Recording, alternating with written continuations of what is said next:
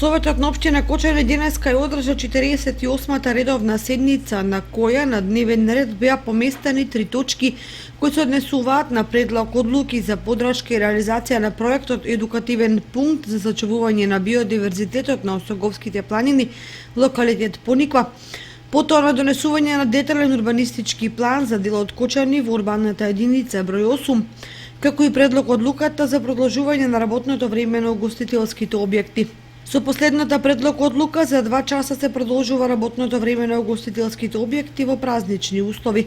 Поради тоа што Советот не прифати предложената точка за наплата на паркинг просторот да се стави на дневен ред, советниците од опозицијата уште при утврдувањето на истиот ја напуштија седницата со образложение за нетранспарентно работење на Советот.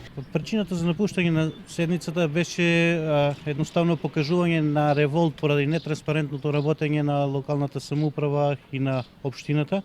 Имено ова е само еден сегмент од она што континуирано се случува во самата општина. Информациите ние како советници ги добиваме најчесто преку вас, медиумите, што не би требало да биде така. И излегувањето беше еден знак на покажување на тоа дека ние не сакаме да бидеме само декор во Советот на општината,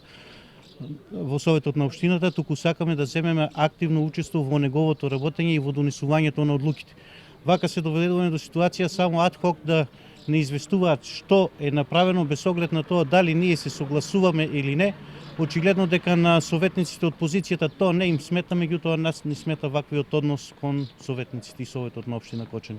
Утре 12 јули Петровден ќе се одржи свечената седница на Советот на општината, на која обраќање ќе има градоначалникот Радко Димитровски, а ќе биде доделени и наградите за животно дело и за значајно остварување за развојот на општина Кочани.